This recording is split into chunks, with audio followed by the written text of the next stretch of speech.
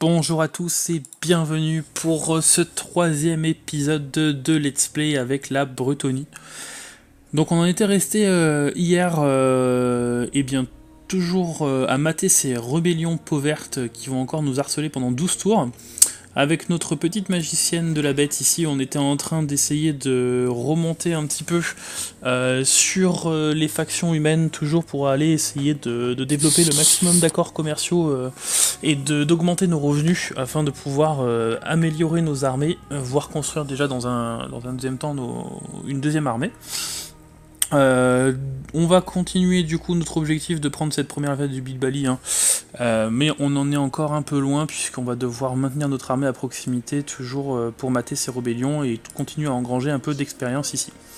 Donc on avait fini en perdant bêtement une unité qu'on va recruter le prochain tour. Dans 3 tours, on a notre petite forge, donc on aura nos unités de rang 2, donc on va pouvoir commencer un peu à modifier notre armée.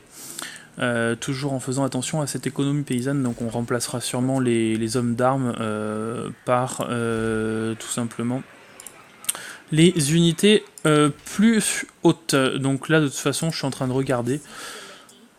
Je pense pas que ça soit utile d'en recruter un autre, on va garder nos revenus et notre income pour l'instant, même si ça coûtait pas très cher, puisque de toute façon dans 2 tours on va recruter nos unités de tier 3, ça nous laisse un slot pour l'instant, on n'a pas besoin de ce slot là pour mater les rébellions qui arrivent.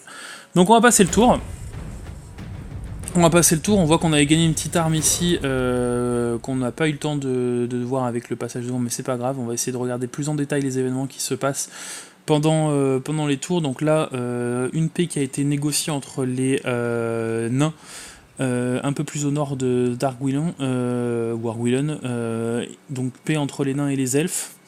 Donc nous, ça ne nous concerne pas directement. Nous, on va toujours essayer de maintenir, enfin, d'avoir un petit accord ou un pacte de non-agression avec ces elfes sylvains, comme je l'avais dit dans la vidéo précédente, ça va être assez utile. Et les Stali qui va peut-être vouloir un pacte de non-agression en nous payant, on va refuser pour le moment. Parce que je n'ai pas envie de trahir ce pacte de non-agression, même s'il est valable 10 tours. J'aimerais bien aller sur Bilbali le plus vite possible, tant qu'elle n'est pas recolonisée d'ailleurs. Donc en espérant qu'elle ne soit pas recolonisée d'ici les prochains tours, tout simplement. Donc on va attendre patiemment. Et on va voir ce qu'il se passe comme événement. Donc la rébellion dans un prochain tour, ça on est au courant. La peste qui s'abat sur la Bretonie, donc soit je mets en quarantaine, on baisse nos revenus, soit on baisse notre croissance. C'est pour combien de tours? 10 tours, c'est énorme. Je pense qu'on va baisser notre croissance, parce qu'on vient d'avoir notre bâtiment niveau 3, donc on n'a pas encore maximisé les documents, les bâtiments. Donc on va baisser notre croissance pour le moment. Parce qu'on a encore on n'a pas de slot. Par contre on aura un 3ème slot ici qui va venir quand on aura passé cette ville niveau 3. Est-ce que ça sert à quelque chose pour le moment? Je pense que non. On va toujours se concentrer là-dessus. On va monter un peu plus haut avec notre magicienne de la bête. Aller découvrir donc la Bastonie. Enfin la Bastonne. Donc on voit que mon fort il commence à bien nous apprécier. Et on a découvert également les nains de Karak Ziflin du clan Galstock. Donc on va regarder ce qu'on peut faire. Donc avec Paravon qui ont conquis 3 villes, donc c'est assez sympa. On va aller directement prendre une alliance défensive, un accès militaire et voire même une alliance militaire s'ils le souhaitent. Non, pas encore. Ça nous permettra de confédérer avec eux dès qu'on a la technologie nécessaire. Donc on pourra peut-être sur une confédération assez rapide, parce qu'on voit qu'ils se sont quand même bien établis, la faction de Paravon. Donc on va continuer un petit peu, je pense, au prochain tour, à aller monter un petit peu sur les factions bretonnées, histoire de tous les rencontrer. Ça va être nos principaux alliés, de toute façon. Bordelot, toujours rien, on est toujours à 10. Bastonne, on peut même pas commercer avec eux, donc ça sert à rien pour l'instant. Surtout qu'ils sont en guerre contre le camp Galstock. J'ai pas trop envie d'être en guerre contre les nains. Paravon, par contre, est en accord commerciaux avec eux. Paravon est en guerre contre les elfes sylvains. Je sais pas depuis quand. On va quand même voir. Quand même. Le but, ça va être... on va quand même faire des pactes d'agression avec toutes les factions bretonniennes pour sécuriser un petit peu nos alliances aussi au nord et éviter d'avoir des fronts. Les elfes... ils commencent à pas trop nous aimer, donc va falloir qu'on demande vite le pacte d'agression qui a été accepté. Ça va nous permettre ça très bien d'avoir des relations bien plus sympas avec eux. Ah, j'ai cru voir quelque chose.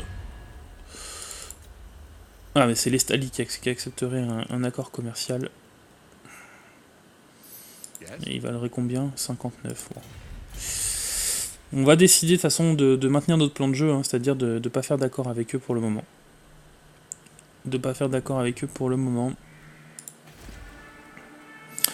Et on va attendre patiemment cette rébellion qui va pop le prochain tour. Là, si je construis notre bâtiment de niveau 3, certes, ça va booster notre croissance sur la ville. On va le faire. Parce que de toute façon, on va mater la rébellion le prochain tour, donc ça va nous améliorer notre trésorerie nette. Et du coup, ça va nous permettre dans 2 tours de pouvoir commencer déjà à recruter les unités. Donc on n'a pas besoin de ces 3200 tout de suite. Ça va un peu contrebalancer le malus de croissance que l'on a, puisqu'on va passer de 10 de croissance... Non, pas de 10 de croissance, on a combien actuellement?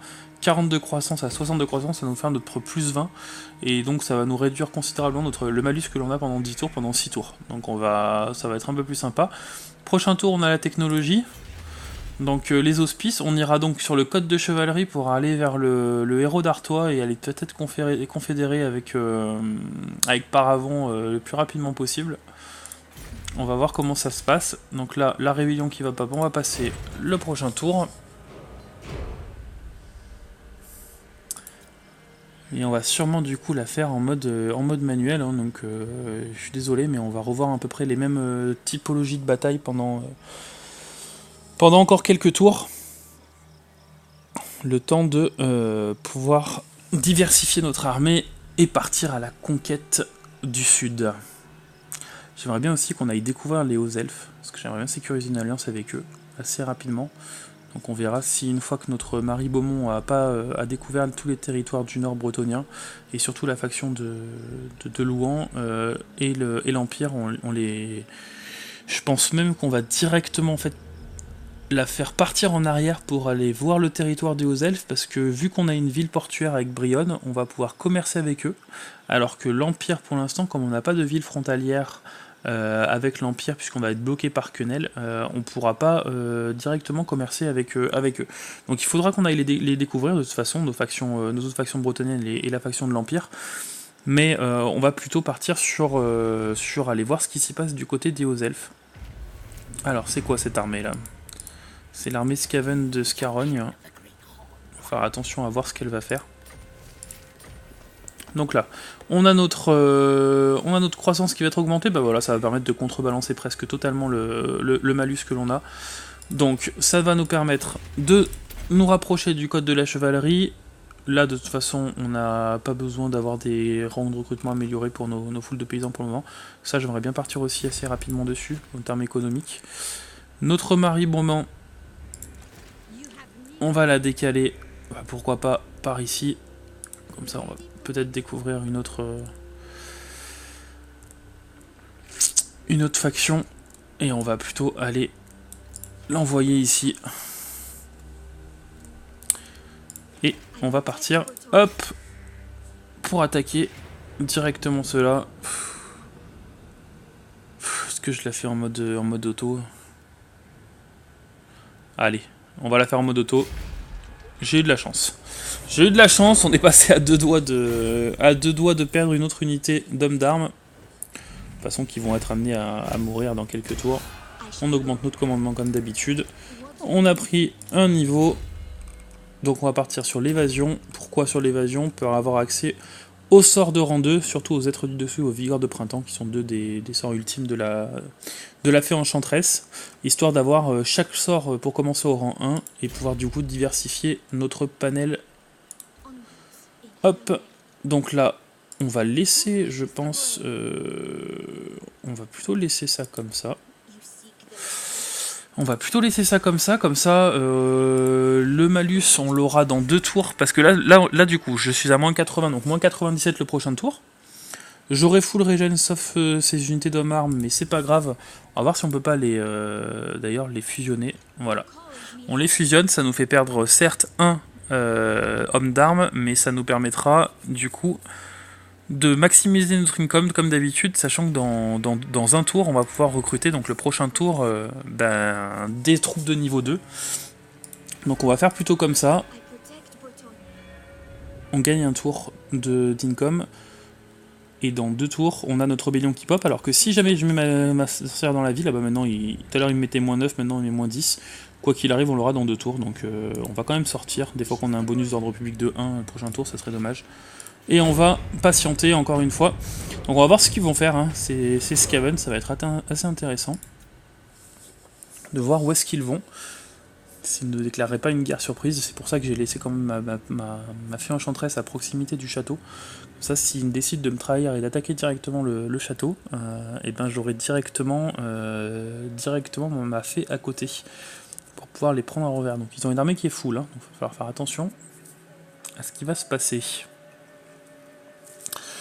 Une embuscade découverte de Khazrak qui a ressuscité, donc va falloir faire attention aussi parce qu'on est en guerre contre eux, donc ils sont susceptibles d'arriver avec une armée full dans pas très longtemps.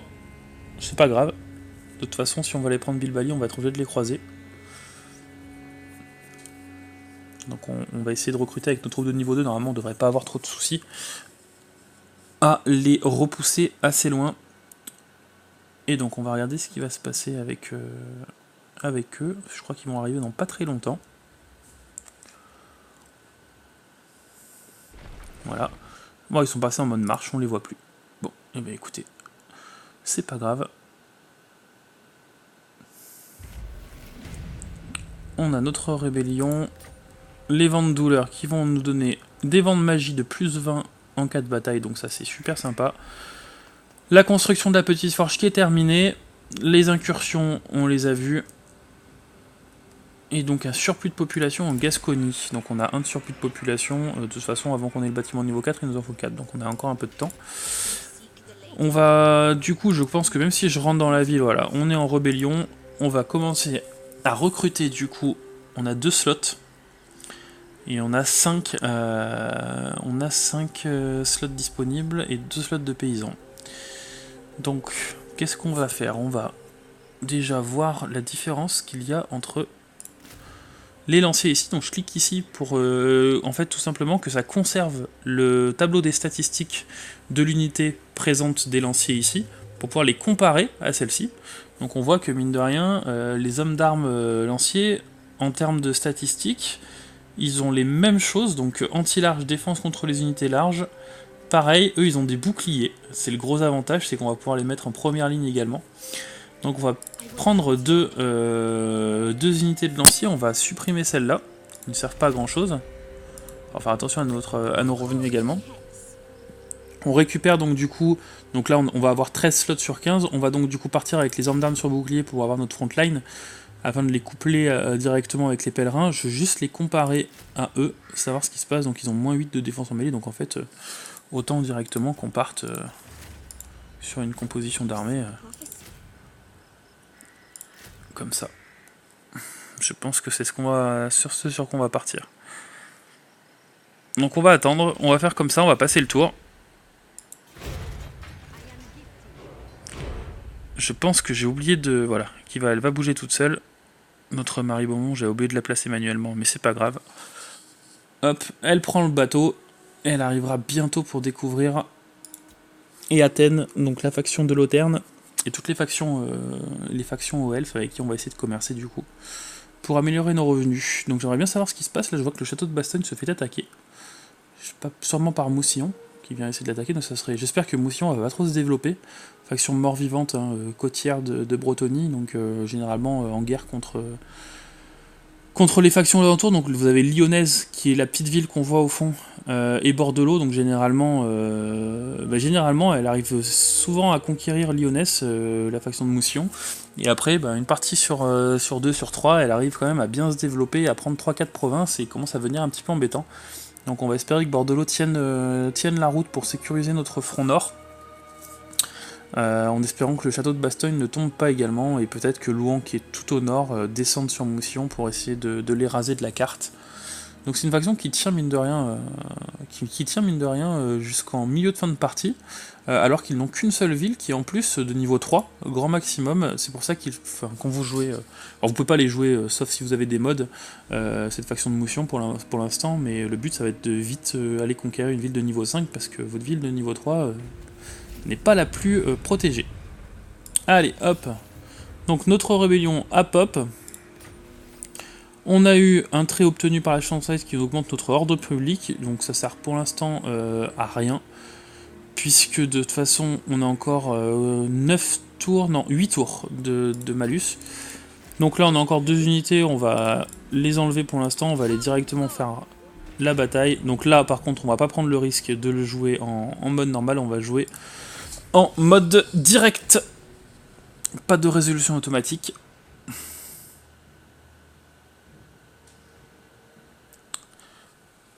Et on va placer correctement nos unités. Ah, ils ont des catapultes. Des catapultes de plongeurs de la mort. Ils ont quoi? Ils ont des boys orcs. Donc on a vu que du fait d'avoir augmenté ma ville au niveau 3, les rébellions qui pop maintenant commencent à avoir des unités un peu plus sympas au niveau des orcs. Tout à l'heure ils avaient des gobelins un peu pourris. Là ils ont commencé à avoir des boys orcs, donc des unités qui sont un peu plus performantes. Et du coup, ils ont une petite unité d'archers, donc ça va nous permettre d'avoir une petite bataille diversifiée. Voilà, je vais pas parier à 28. Donc ça va nous obliger à pas faire d'erreur de placement. Toujours nos archers ici, toujours en groupe 1 et toujours sans le mode escarmouche. On va mettre notre deuxième ligne ici, donc l'avantage c'est que maintenant on a des boucliers. Donc on va pouvoir encaisser les flèches ennemies, ça tombe bien en plus parce qu'il y a de l'archerie en face. Donc on va pouvoir les faire déplacer, mais d'ailleurs on va, je pense, les faire... on va directement en fait maximiser nos troupes, on va faire notre placement de troupes, on va plutôt faire comme ça. Hop. Ici, on va les avancer un petit peu. Voilà, comme ça ils vont encaisser les flèches ennemies, parce que je pense qu'ils ont une meilleure portée que nous. Je sais pas si on va pouvoir voir la portée de leurs archers ici. On les voit pas, ils doivent être cachés ici. Ils doivent être cachés ici. Donc on pourra pas voir comparer leur archerie, on va pas prendre de risques. On va faire comme ça. Ici, on va mettre nos lanciers avec bouclier, comme ça ils pourront bien aussi encaisser les flèches ennemies si jamais leurs archers apparaissent. Et derrière, ici, on va mettre nos autres unités de lanciers. Comme ça, si leurs chars font le tour, on aura la première ligne de lanciers pour la cavalerie, et leurs chars, on pourra les intercepter directement avec ces lanciers-là, pour éviter qu'ils nous vrillent notre archerie. On va, hop, ceux-là, les faire passer ici, dans les bois comme d'habitude. Notre fée enchanteresse qui sera toute seule à mener le front de l'attaque. Et notre trébuchet, ici, qu'on va mettre plutôt ici, comme ça. Voilà, donc je pense que j'ai oublié aucune troupe. Ici, on va laisser comme ça. Ça, on va les rallier aux troupes numéro 2. Ça aussi. On va faire hop, comme ça. Ça, pour les micro-jets, on va leur donner le niveau... Hop, directement niveau 3, le groupe numéro 3. Et on va passer par les côtés. Donc, j'ai pas l'impression qu'ils avancent. Tant mieux. On va pouvoir les harceler avec notre catapulte. Ah mais eux aussi ils en ont une. Voilà, je pense que de toute façon, du fait de se faire attaquer, ils vont peut-être bouger. Oh, quoique notre catapulte qui attaquait la leur, c'était pas si mal que ça. Ça nous permettra de prendre l'avantage. On va avancer. De toute façon, on a rien à perdre. On va faire comme ça. Hop.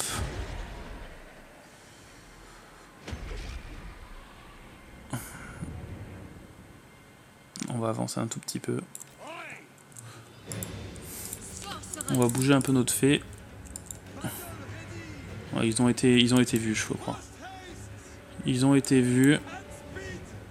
C'est pas grave, on peut les placer en mode triangle juste après. On va attendre un peu. Donc là on va bientôt être à portée de leur infanterie.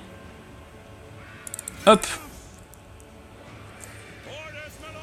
Et vous, hop, vous allez attaquer comme ça. Donc, eux, ils vont attaquer ça.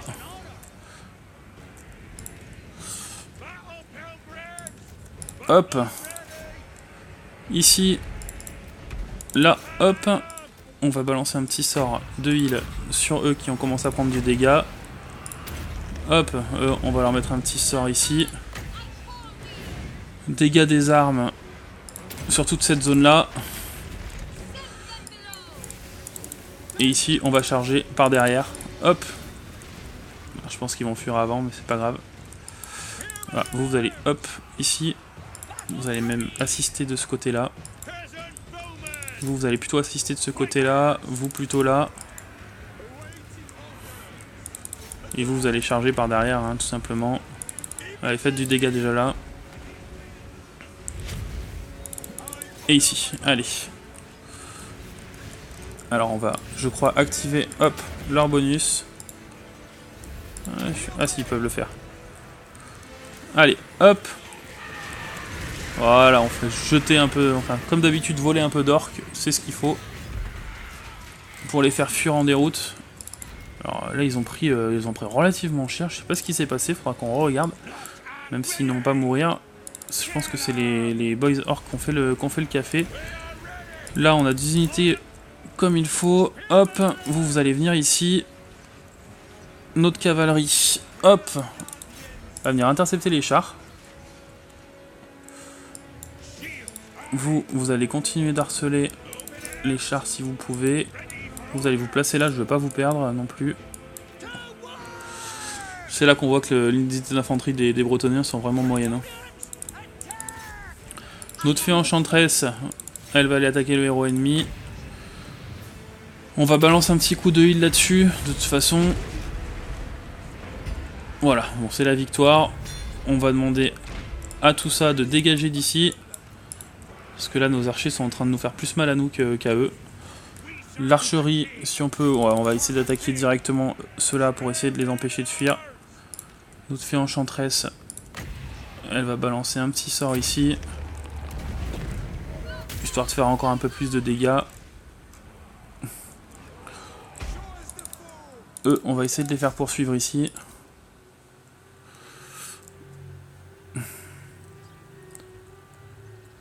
Donc là, ils ont un bonus, ils ont des bonus de charge et de vitesse, donc voilà.